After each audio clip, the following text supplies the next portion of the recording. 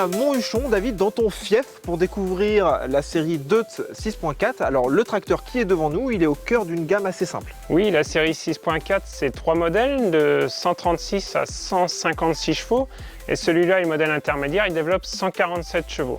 Pour le débit hydraulique, c'est simple, c'est tout le temps le même. Au niveau du débit hydraulique, c'est très simple, c'est 120 litres par minute pour tous les modèles. Ce tracteur, on voit tout de suite, il est joli, il a une couleur particulière, il a aussi une finition haut de gamme. Qu'est-ce qui le différencie des autres? On est ici devant un modèle TTV qui bénéficie d'une cabine avec un accoudoir multifonction. On a également 4 distributeurs électro-hydrauliques et on a d'autres équipements comme les prises hydrauliques Power Billon. On a le freinage double ligne, qui est aujourd'hui obligatoire, mais on pourra le choisir soit en hydraulique, soit en pneumatique. Et une caractéristique qui intéressera les éleveurs qui mettent des machines qui ont besoin d'un retour libre, il y a une prise qui est montée d'office. Deutz-Fahr, c'est allemand à l'origine, il est fabriqué où ce tracteur? Deutz-Fahr appartient au groupe italien Sam Deutz-Fahr, mais ce tracteur reste fabriqué en Allemagne à Lohingen. On peut même dire qu'il est juste assemblé, puisque son pont avant suspendu, son moteur, sa transmission à variation continue et son pont arrière sont fabriqués dans une usine du groupe SDF en Italie. Il y a un autre produit sur ce tracteur qui lui est 100% allemand, c'est le chargeur. Et c'est une particularité parce que c'est un prototype Isobus. Deutz-Fahr a un accord avec Stoll pour la monte d'usine de chargeurs frontaux. Et ce modèle est en effet un modèle prototype équipé d'un système Isobus qui permet d'avoir de nombreux automatismes. Concrètement, est-ce que tu peux me citer les automatismes? Une des premières fonctionnalités qui va plaire aux éleveurs, c'est la pesée.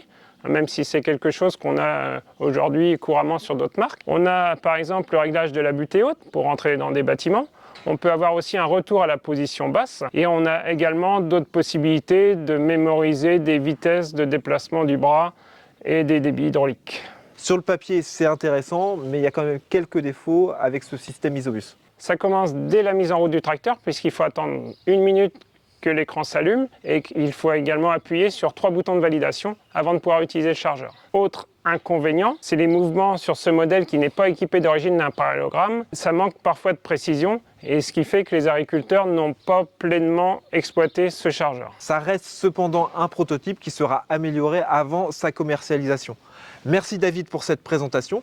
On retrouve maintenant Nicolas, l'agriculteur qui a essayé ce tracteur pendant une dizaine de jours. Nicolas, tu as eu ce tracteur pendant une dizaine de jours. Quelle a été ton utilisation? Il a été utilisé donc avec un épandeur à engrais Amazon 2700 litres, avec une faneuse Pottinger 880 de 7,70 m de large et au transport avec une benne chevance de Caston. Ce qu'on voit immédiatement sur ce tracteur, c'est son look. Il passe pas inaperçu, mais alors, est-ce qu'il est confortable à l'usage?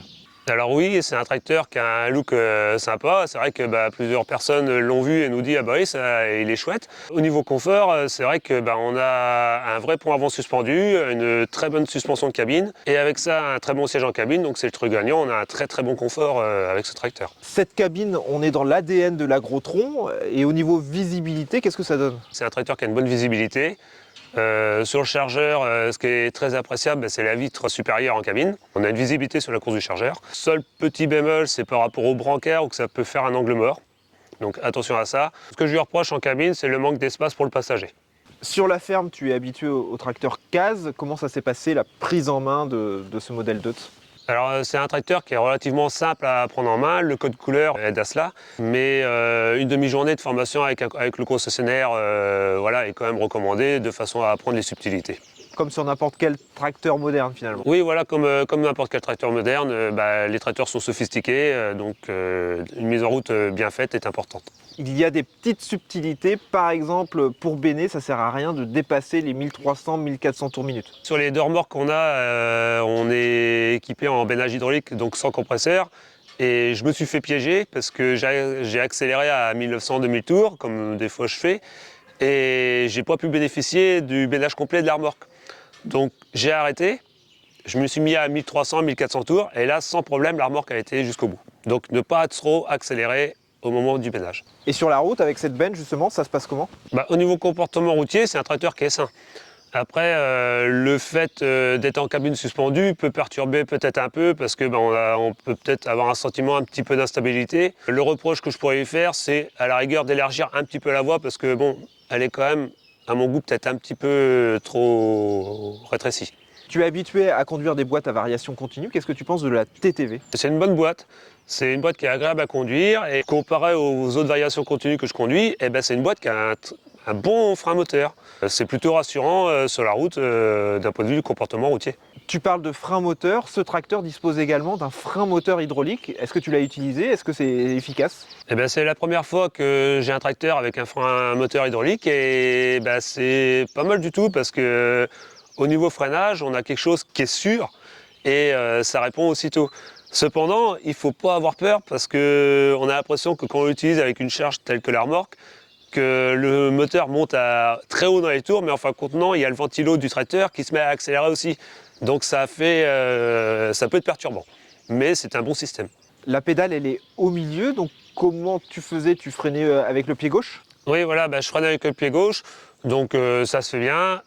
Par contre, il faut quand même avoir un certain dosage parce que c'est un système qui est capable de mettre à l'arrêt totalement le tracteur. Dernier point quand même à évoquer sur ce tracteur, et c'est un petit défaut, c'est l'espace pour atteler qui est un peu limité. Alors oui, quand j'ai attelé les pondeurs en grès, heureusement que je ne suis pas trop gros parce que c'est vrai que l'espace est très limité. Même sur la course de relevage, il faut faire très attention parce qu'on peut faire de la casse sur les feux arrière ou les ailes, ce qui serait quand même embêtant. Ce tracteur, il affiche une grosse capacité de relevage de 9 tonnes d'eau, mais ça pose quand même quelques difficultés. Ben voilà, certes, on a une capacité de relevage, mais les bras seraient rallongés de 3 à 4 cm. Ce serait nettement mieux que ce soit en visibilité pour atteler ou même d'un point de vue sécurité pour soi, de dire on lève son outil et il n'y a aucun danger que ça tape quelque part. Merci Nicolas d'avoir participé à cet essai.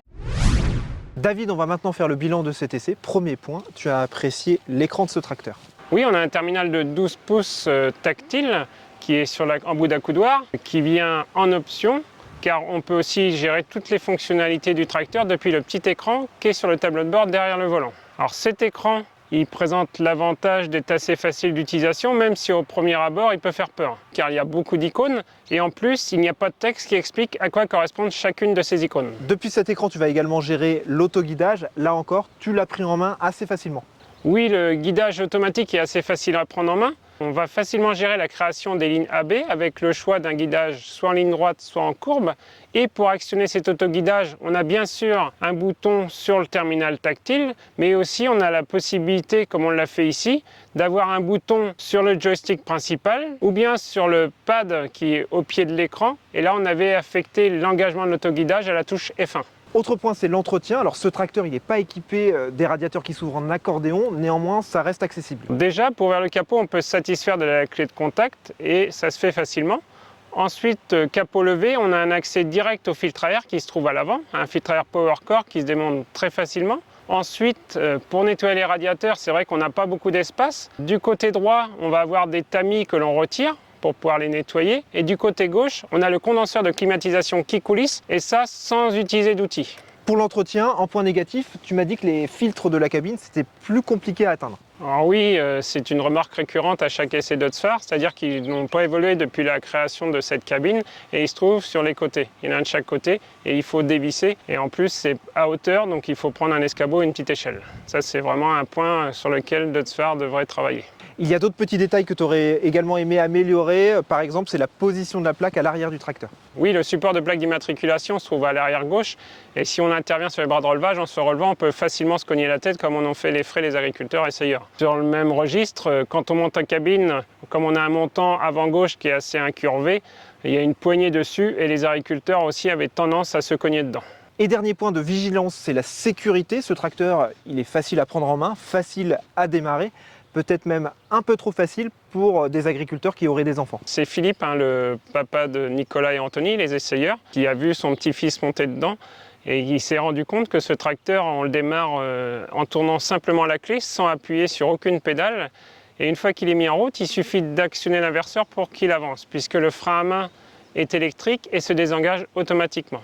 Donc sur ce côté-là, prudence avec les jeunes enfants. Merci David. Alors moi, pour conclure, je vais être beaucoup plus superficiel. Je trouve ça très sympa, ce tracteur bien décoré avec les deux petits bibendums Michelin. Et puis également le liseré doré qu'on a en rappel sur le capot et également, petit détail, à l'intérieur de chaque roue. C'est très joli, c'est très sympa, ça fait toujours plaisir. Merci David d'avoir livré ton expertise pour cet essai. N'hésitez pas à liker cette vidéo et à nous faire des commentaires. À bientôt.